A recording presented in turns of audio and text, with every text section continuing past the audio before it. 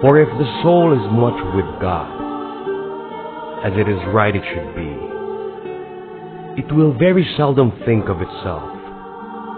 Its whole thought will be concentrated upon finding ways to please Him, and upon showing Him how it loves Him.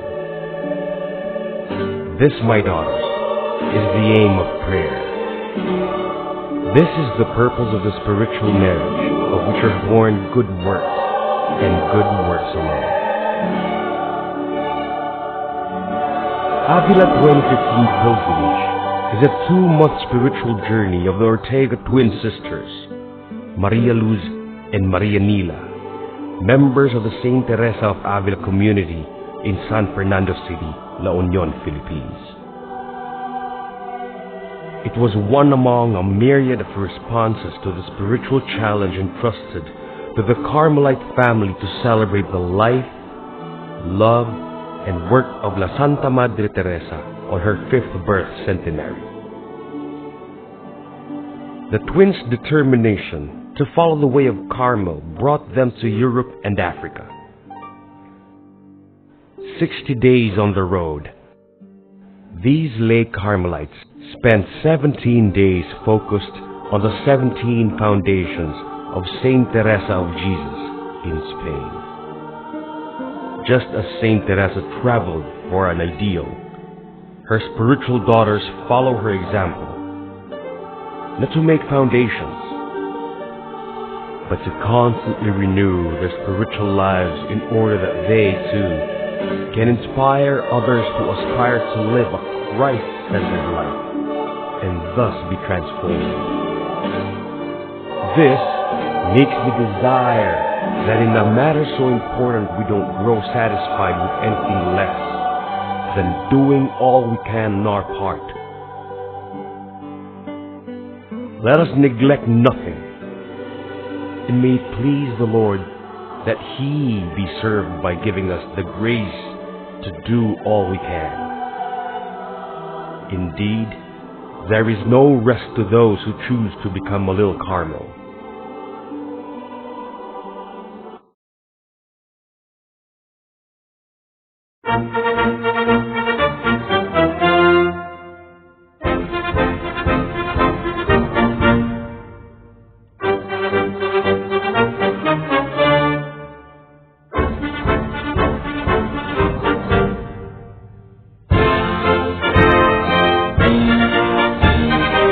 Our first stop was in Rome.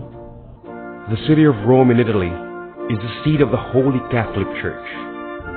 It has always been an important destination for religion and pilgrimage before Christianity arrived. For many centuries, it is home to countless places of devotion and worship. Foremost is the walled enclave, the Vatican City, and the Pope. While in the Eternal City, we stayed with the Benedictine nuns whose twin saints, Saint Benedict and Saint Scholastica, and their motto, Ora et Labore, Pray and Labor, continue to inspire us twins in our journey in life. We entered the picturesque Santa Cecilia in Trastevere Church, where the saints' remains are enshrined. At my back is the window where the Pope went out for the angels.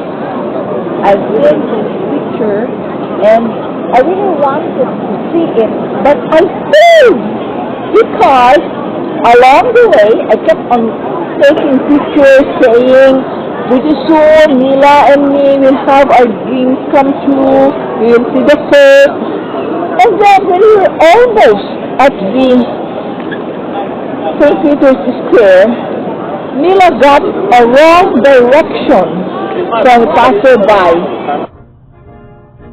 We were not able to reach St. Peter's Square on time, but we believe that we have received the Pope's blessing during Angelus. The next day, we retraced our steps back to St. Peter's Square to visit OCD General Delegate Father Alcivir de Bastiani at the General House. So we got instruction from Sister Amata and Sister Margaret to just walk and walk following the river. Yesterday, we did that, but turned. Now, we just proceeded and proceeded.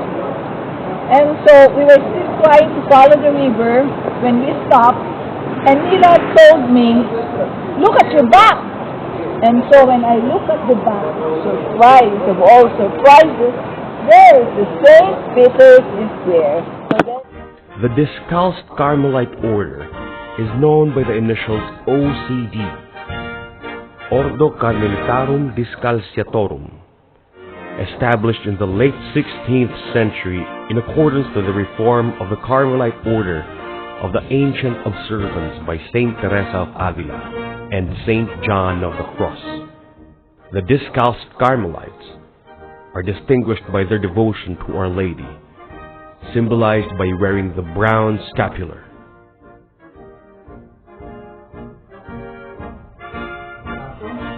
But before we got there, we stopped by a nearby church to view an exhibit on Saint Teresa. The church turned out to be the Basilica of Saint Teresa of Avila. It is a modern minor basilica, parish and titular church dedicated to Saint Teresa of Jesus.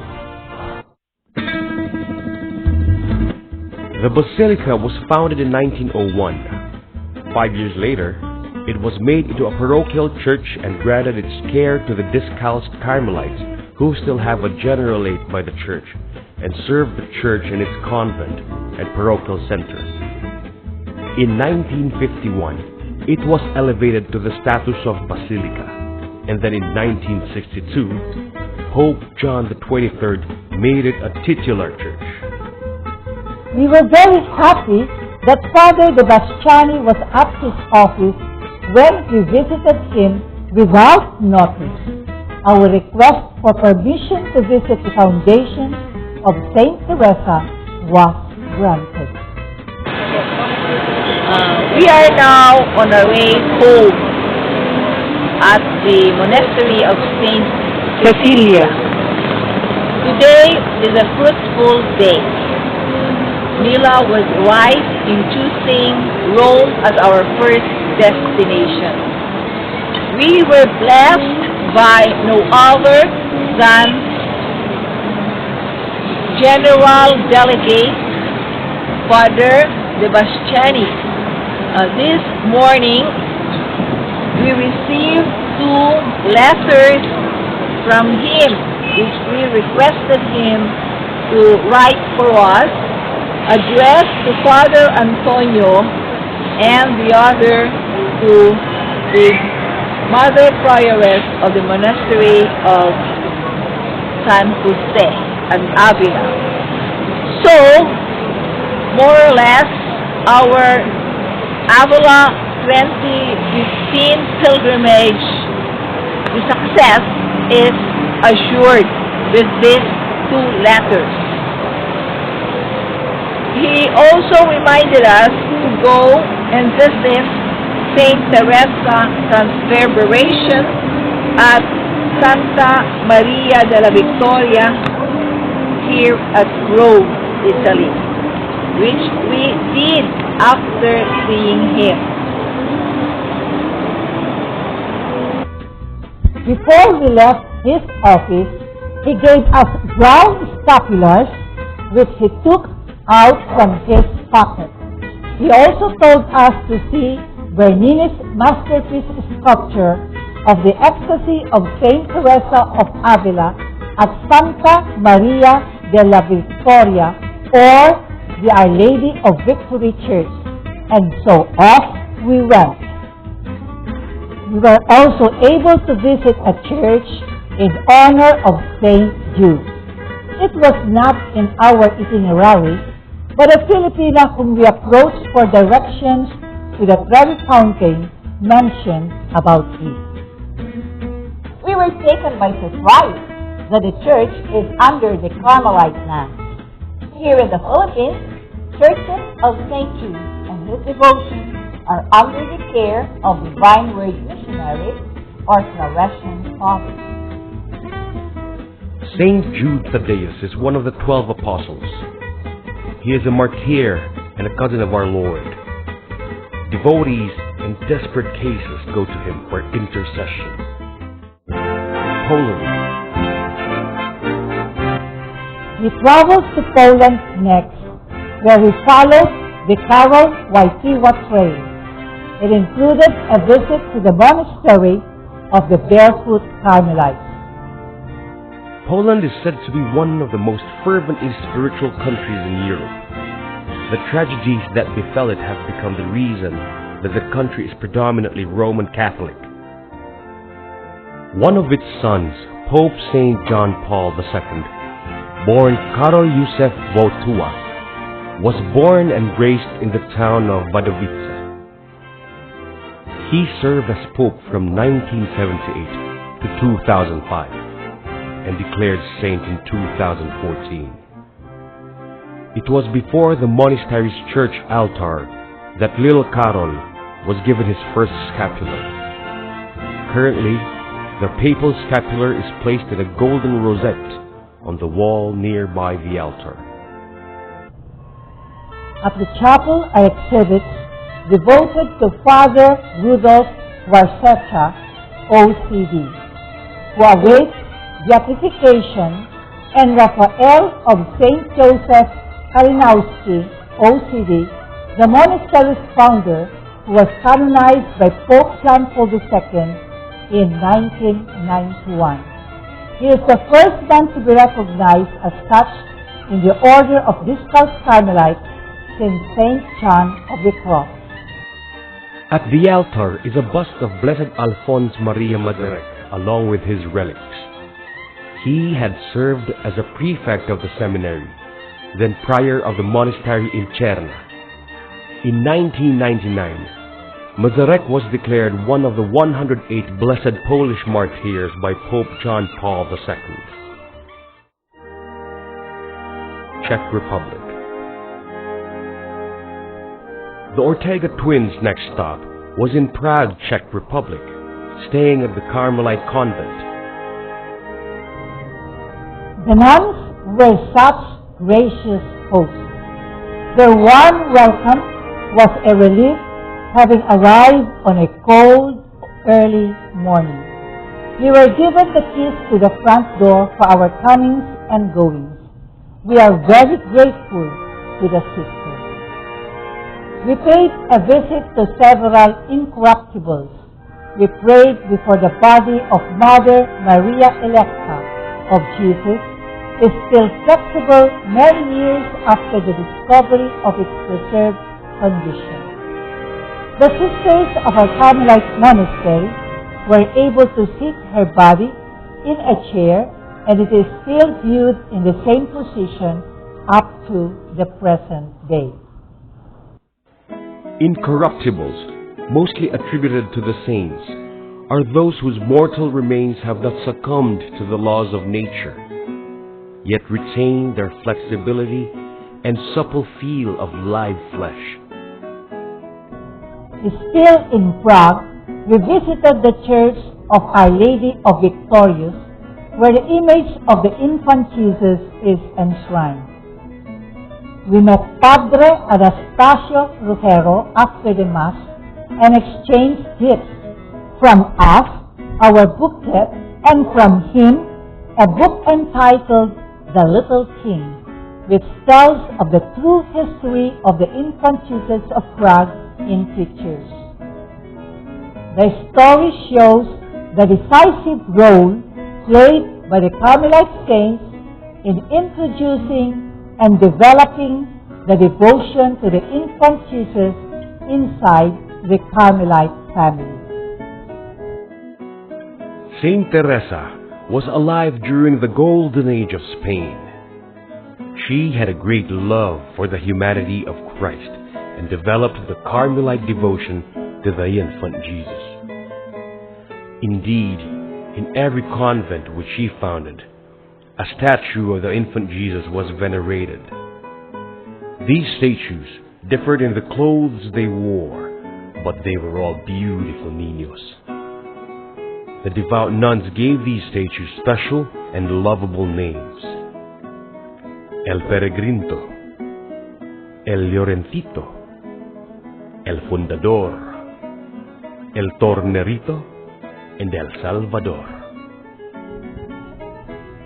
We went back to the Holy Infant Jesus of Prague Shrine, where we bought a chaplet of the Holy Infant. An Indian priest blessed it and us too. The love of Saint Teresa for the child Jesus was so great that it is said that one day in the monastery of Avila, she met a beautiful child who asked her, "Who are you?" "I am Teresa of Jesus," she replied. "And who are you?" she asked. I am Jesus of Teresa. Ireland. Ireland earned the moniker the Island of Scholars and Saints for its evangelical missions across Europe that introduced not only Christianity but also written language. A familiar face greeted us at the airport. It was a pleasant surprise to have Sister Cynthia pick us up.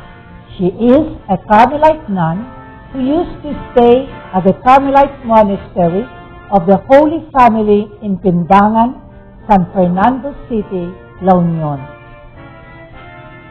Our first activity on the visit was to participate in the Liturgy of the Hours at the Avila Retreat House in Dublin. We also paid a visit to the Carmelite Monastery Chapel in Galway and Knock. St. Joseph's Monastery is a foundation of Carmelite nuns in Galway. The few documents on their history record that it was in 1831 that the sisters moved to their present location at Mount Carmel. On the other hand, the Monastery Tranquilla was founded in Dublin in 1833 and transferred to Knock in 1981. The sisters believe that Knock is a fitting home for the order whose joy has always been to say, Carmel is Mary's.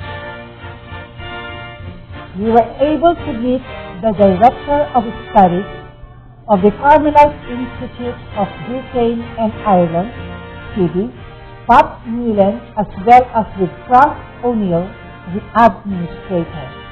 My twin was previously enrolled in postgraduate studies at the Institute. It was providential that we met another Filipina, Rina Domingo, who served as our tour guide and hospitable driver.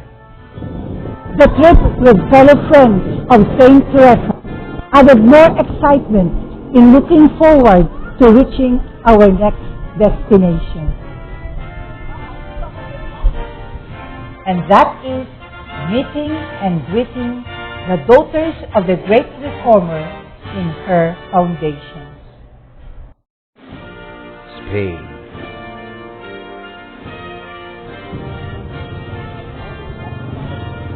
Spending 17 days in Spain was symbolic. It was a way of retracing the footsteps of Saint Teresa, who traveled all over Spain to renew the order of Burgos. The work of reformation of the nuns and friars was a mystical grace from the Lord. He directed Teresa's steps, and she obeyed. Enveloped with an intense apostolic spirit, Saint Teresa continually asked, "What can I do for the Church?"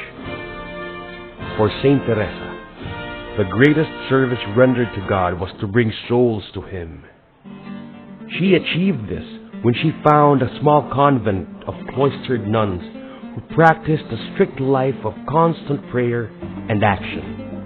yet a happy one being alone with God. She left her trail in 17 places in Spain. Her journey of instituting the Teresian charism among nuns and friars lasted 20 years. At present time, these Teresian cities have joined together under the name of Huelas de Teresa de Jesus, the Trail of Saint Teresa of Jesus, to illuminate the work and legacy of the first woman doctor of the Church. Avila. Teresa received approval for the foundation of the Discalced Carmelite nuns of the primitive rule of Saint Joseph, which she began together with her niece and 3 other nuns. By the Lord's favor, the monastery of Saint Joseph, her first foundation, was inaugurated in 1562 in Avila. We arrived in Avila, the birthplace of Saint Teresa, on March 11, 2015, and immediately went to the Carmelite convent. With God's grace, we had a place to stay at the Carmelite Institute of Teresian and Sanjuanist Studies. We met Father Ramil, a Filipino priest who is studying there, as well as CITES Director, Padre Javier and Milagros. We are grateful that Padre Javier granted our request to stay there for the grand celebration of Saint Teresa's birthday on the 20th. It was a blessing we received before we embarked on the visitation of the rest of her foundation. Medina del Campo. Saint Teresa's second foundation was in Medina del Campo, the Carmel of Saint Joseph, founded in 1567. At the Nuns Museum, there was a large exhibition which was dedicated to the meeting between Saint Teresa and Saint John of the Cross in Medina. It is where they met for the first time. Saint John was in Medina to celebrate his first Mass. Though the guided tour was in Spanish, the guide was very accommodating.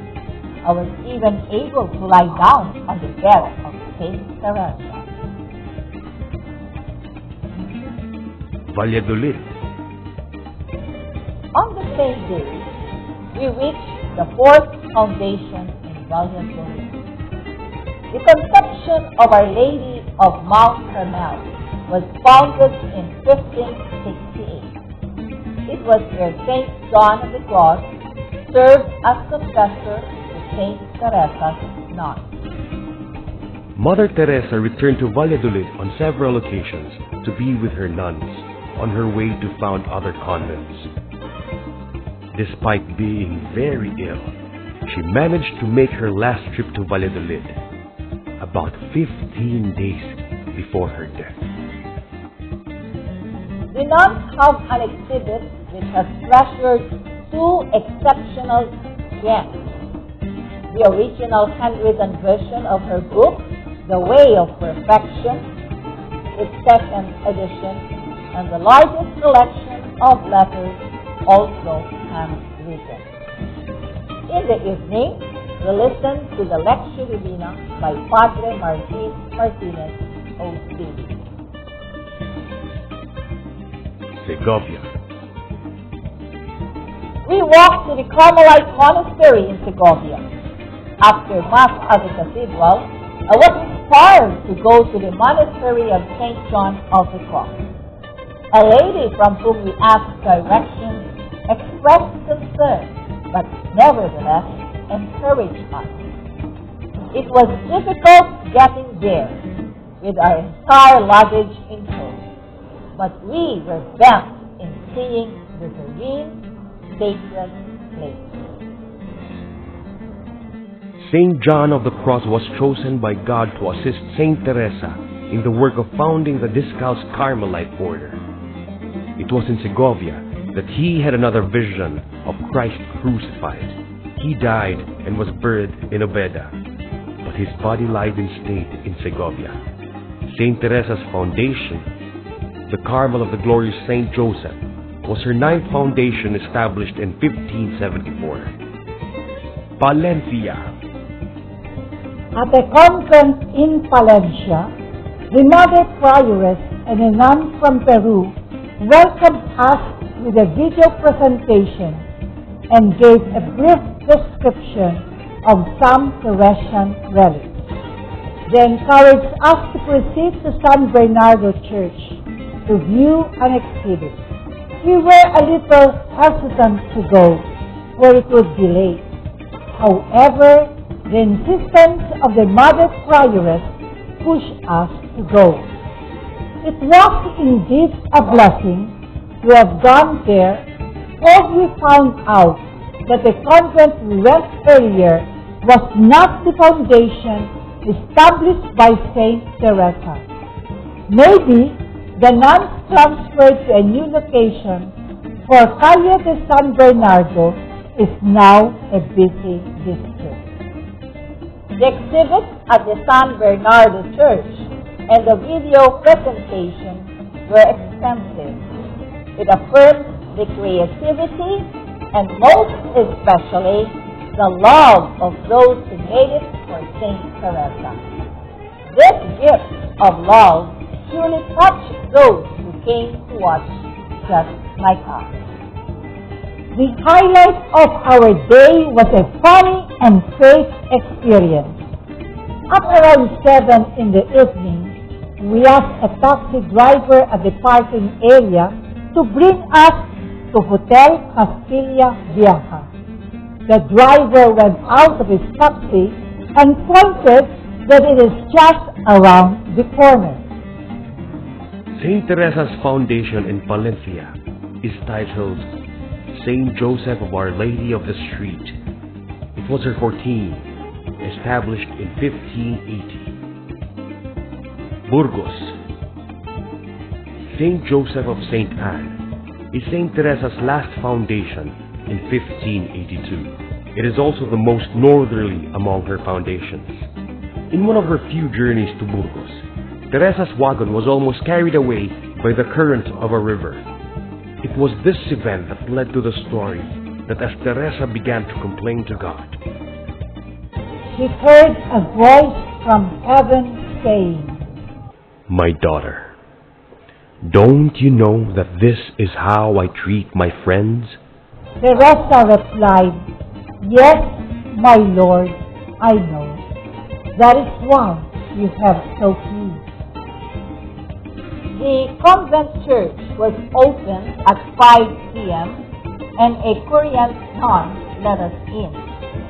It is home to various relics, sandals, handwritten letters, and other possessions of Saint Teresa.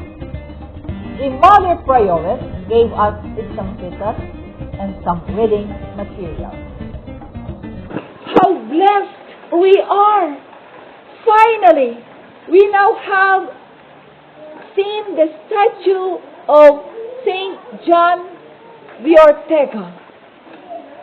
We will really have a statue carved at La Union so that we know that there is such a Saint John the Ortega who is interceding for all of us, who has lived a good life worth emulating. Thank you, Saint John the Ortega. We love you very much. Soria.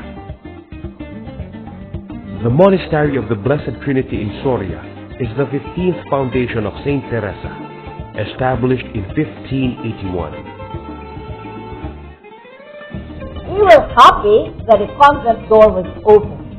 The kind nun let us in, and she showed us the letters, the chair, the food container, among other precious items that belonged to Saint Teresa. At the Carmelitas Descalzos Church, we were delighted to listen to Padre Pedro Ortega, to explain what was inside the church and their exhibits. Pastrana. The Barefoot Carmelite Convent of San Jose was Teresa's sixth foundation in 1569. The convent of San Jose in Pastrana was closed, but there was a museum nearby which we visited. We were fortunate to have viewed the world-renowned Pastrana agency. The set of 4 tapestries commemorate the exploits of Alfonso V, King of Portugal in North Africa. It unfurls a vibrant tableau of Portugal's 15th century military victories, woven in glorious hues of wool and silk. They have been the property of the Collegiate Church of Our Lady of Assumption in Pastrana since the 17th century.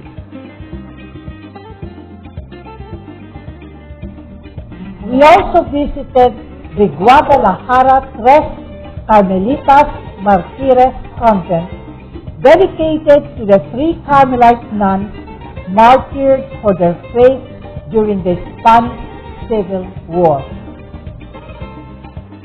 Salamanca.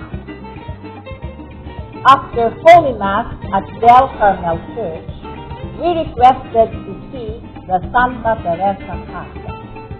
It is where Saint Teresa stayed when she visited Salamanca in 1570 to found her 7th convent, and where she wrote the poem Vivos Sin, Vivir and Vivir.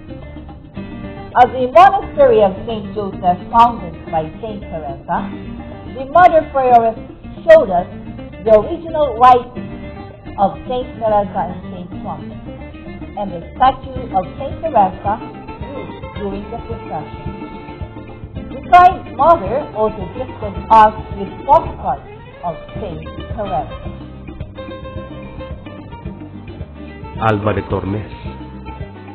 Also, on our 7th day, we visited the 8th foundation of St. Teresa, the Our Lady of the Annunciation in Alba de Tormes, founded in 1571. The town boasts of possessing the mortal remains of St. Teresa and her miraculously pierced heart and arm resting in a glass reliquary. We arrived at the Basilica where Teresa had died and viewed the church museum. Inside the church, above the altar, is where Teresa's body is kept in a chest held by 2 golden cherubs. Toledo. Toledo is one of the provinces where the 7 southerly foundations of St. Teresa are located. Just like the northerly convents, St. Teresa left behind tangible possessions cared for by her spiritual sons and daughters throughout the years. The convent in Toledo is St. Teresa's 5th foundation. As a church, the Carmelite sisters sent to the incorrupt body of Blessed Maria of Jesus. Seville. It was quite difficult finding the convent due to the narrow and winding streets of Seville, but we were able to reach it nonetheless. In fact, we were early for the Station of the Cross. Then there was a lecture about St. Teresa and a guided tour to a room full of reliquaries. Seville is home to the Monastery of St. Joseph of Carmel, the 11th foundation which started in 1575. It is where the original autographed copy of St. Teresa's interior castle is kept, as well as her lone portrait painted while she was alive. Granada. St. Teresa's 16th foundation was in Granada, established in 1582 by St. John of the Cross for her, while he was superior of the convent of the Barefoot Carmelites of Los Martires. It was the only foundation during Teresa's lifetime that was instituted in her absence. The convent was open, and Luz talked with a nun who led us to the side altar to view some relics. We were delighted to see the canes used by Saint Teresa and Saint John. From here, we took a walk in the Carmelite Monastery garden at Los Martires. Beas. The nun of the Carmelite convent graciously welcomed us. She gave us 2 keys. A big one to enter the door at the left side to the stairs, and a small one to enter the exhibit room. At the parlor, the Mother Prioress gave us English explanations of the exhibit. There was an unlit room where the Saint Teresa's cell was reconstructed. The original cell is inside the cloister. We had a grand time taking pictures with an icon of Saint Teresa writing on her desk. We also tried lying on her bed. There were Teresian relics such as a hand bell, a key to the original cloister door of the monastery, fragments of her habit, her veil, and baptism. It was in Beas that Saint Teresa's arrival and reformation was warmly received. Her 10th foundation, Saint Joseph of the Savior, was founded in 1575. Okay. We will try to look by and by. At the meantime, I think this is the chair of Saint Teresa. Caravaca. The founding of the monastery of Saint Joseph was favorable to the people. It was short-lived, and Saint Teresa was not able to visit her 12th foundation in person. Traveling to Caravaca took 6 hours by bus, but we enjoyed the sceneries along the way. Unfortunately, the bus had already left when we realized that our bag was still inside the bus compartment. After being told that we can get it back at 7 in the evening, we went to see the convent of San Jose.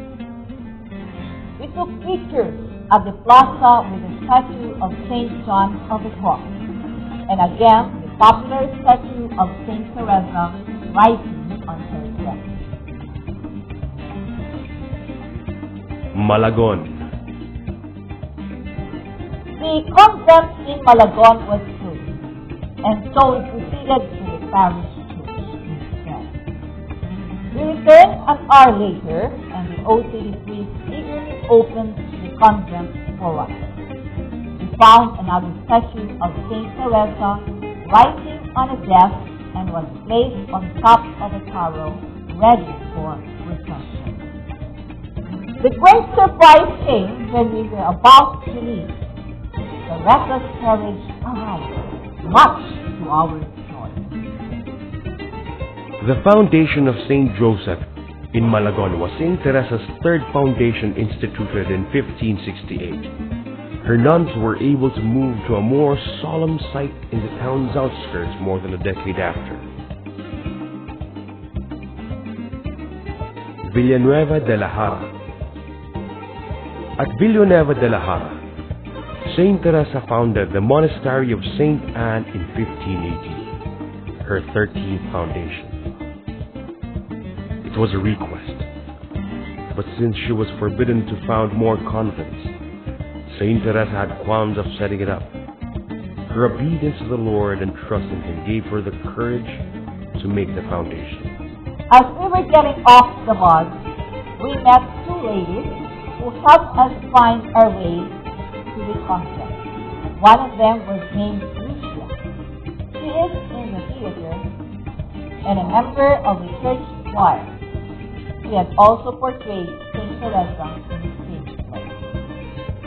Luz was asking the nun at the turn to let us in, but she was hesitant.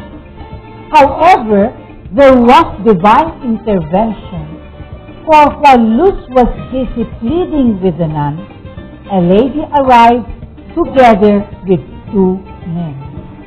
It was a good thing that one of the men could speak English and became our tour guide.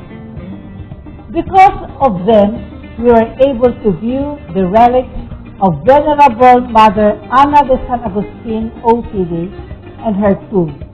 She was Saint Teresa's companion in putting up the convent.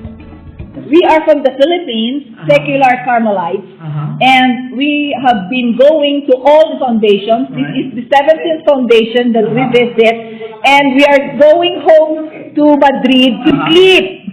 So we have to see now, because we may not have the church. Yeah. Yes. Are you a priest or what? Yo quiero pedir las llaves de la iglesia para estas hermanas carmelitas también le quieren pedir las llaves de la iglesia. Vienen de Filipinas, dicen que son de un convento de allí. No, yo soy turista, acabo de llegar, no preguntárselo en inglés y yo sí que hablo inglés. Es que eso es. Going to Madrid and how can you go to Madrid? Avila. We were back in Avila on March 20. We visited the museum and took pictures at the Todos de Pasa group march. At the La Encarnacion Convent, we had a grand time shooting with our modern non-copies. The sun is shining very brightly. I'm holding the candle of Saint Teresa de Jesus, Centenary 5th, 1515-2015, given by the Carmelite Sisters of Knox, Ireland. I am inspired to have a video on our visit here to La Encarnacion, wearing once more our modern Carmelite non-habit. Later today, we joined Father Ramil in the test event. There was also a vigil at La Santa Church in the evening, as well as a reenactment of the death of Jesus. We also visited Saint Teresa's family house, which has since been the property of the church. Walking around Avila in the evening was a beautiful moment. March 28th is a special day for us twins. Our dream of a joint celebration with Saint Teresa became a reality. It is the anniversary of our baptismal day, and we celebrated it with Saint Teresa in Avila. After all, it was her 5th birth centenary. We wore our Filipina dress, accented with a hair accessory which we bought at Prague. After praying the Lord's Solemness in honor of Saint Teresa, with the presence of arcane accesses, we followed the procession, transferring her cane to La Santa Church, where there was a concelebrated Mass with the Bishop of Avila and Superior General Canista. There's Madre Canista, and there's this bishop. So we are really very near, at the just immediately at the back of La Madre.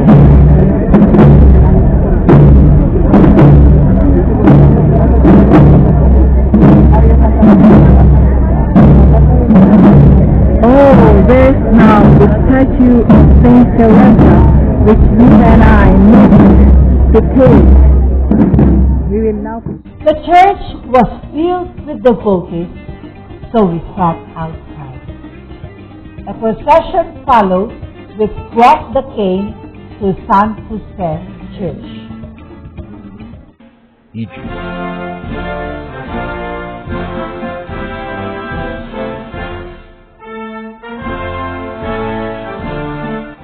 Saint Teresa worked for the renewal of Carmelite order across rivers and plains on horse and mule throughout Spain. Her spiritual sons and daughters brought Carmel beyond Spain. From Europe, we traveled across the ocean to be in Egypt, to connect with the stories in the Old Testament and be with the Carmelite nuns and friars. Egypt boasts of 5,000 years of civilization that have contributed to its rich cultural heritage marked by conquests and crusades.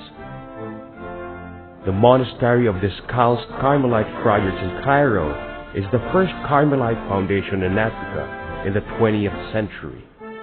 Established in 1926, the Carmelites were devoted to the spiritual care of the European Catholics who lived nearby the monastery. The Ortega twins also visited the church built in 1932, which was dedicated to St. Therese of the Child Jesus. There's also the St. Therese Clinic inaugurated in 1986, which until present time offers invaluable aid to the nearby population. South Africa.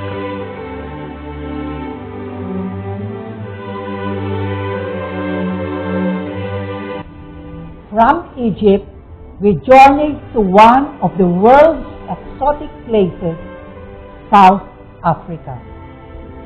Spending 15 days with the OCD Carmelite nuns, we witnessed how the nuns lived to the teachings of our Holy Mother, Teresa.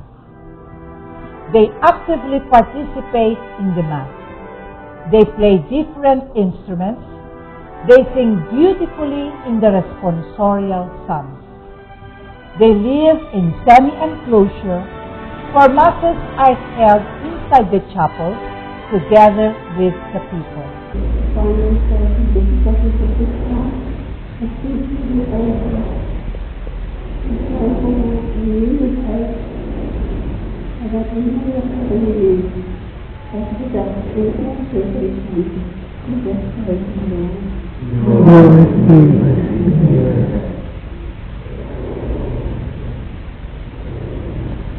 Lord, we pray for our families back home. They make communion hosts for the whole archdiocese, which provides them additional income. Oh, fast. And this Saints Cosmas 10 minutes. 10 minutes to do that. Oh, I see. There was a joyous celebration on April 15th. It was the anniversary of the Filipino nuns' arrival at Cape Town 13 years ago. It was also our despedida, being our last night. Okay. So we'll tell them that you celebrated 13 years here at Cape Town. Oh. After dinner, a short program followed. Me and Luz enacted a scene at Act 3 of our stage play, Born for You, the Life of Teresa. We sang All of Me Loves All of You, while the nuns had a community song in honor of Saint Teresa of Avila. In 2003, 5 Filipino nuns arrived in South Africa and began the work of putting up the Carmel of Retreat at Cape Town. Since then, this group of Carmelite sisters had grown with the community, even choosing to stay on foreign land to attend to their needs. The Carmelite friars, on the other hand, are hopeful that in the coming days, a dwelling place for them shall rise in South Africa in God's time. The Ortega twins had a taste of a luxurious African hospitality. The kind Carmelite nuns urged them to go on a safari. Seeing the Big 5 safari, Africa's greatest wild animals, buffaloes, rhinos, lions, elephants, and leopards, opened their minds to the wisdom of God, that even ferocious animals add a dimension of grandeur and beauty to his creation. Also in Cape Town, the twins met with fellow OCDS members, Arun Spencer, President of the Co-Fraternity of the Holy Family and the Community Formator Anthony Hoffman. The unexpected encounter on Divine Mercy Sunday can be likened to Saint Teresa's work of reformation. Despair turned to hope that brought forth a dream and a promise for the order and the church that can be achieved through prayer and good works. The twins also drove to Cape Point, a promontory at the southeast corner of the Cape Peninsula, to Robben Island, home to one of the most moving people of the world, and to Cape Willalands, that offers a beautiful landscape of wine hills and mountains. On their trip to Pretoria, Maria Luz received one of her wishes, which was to hug African children supposedly in Ghana West. But on a bus, the twins were awakened by 3 African children who played with them. In Pretoria, their niece Pinky Ortega and her husband Consul Chad Jacinto toured the twins to the 2 significant places: the Union Buildings, the most famous buildings that tower over the city, and the Voortrekker Monument, the biggest monument in Africa, in honor of Voortrekker's search of independence and freedom. The twins feel blessed that their choice of Pretoria as their last destination in the Avila 2015 pilgrimage was approved by Saint Teresa, for they departed at 15:15 or 3:15 p.m. on April 22 for the Philippines. What moves the spirit of man, kindling his missionary spirit to embark on a journey of 1,000 miles? What inspires man to leave his comfort zone and face the fears and challenges of an unknown territory? The restless heart called to holiness. Making foundations was a painful experience for Saint Teresa, but she always found God in all things, who gave her determinación, her determined determination to accomplish His work. She knew that in her efforts to serve Him, He will always be victorious.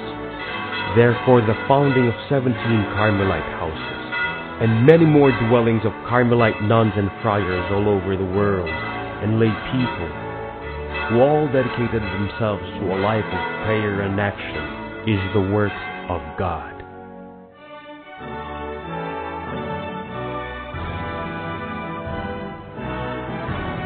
With this humble undertaking, Avila 2015 pilgrimage, may all of us find God working, and may God be praised.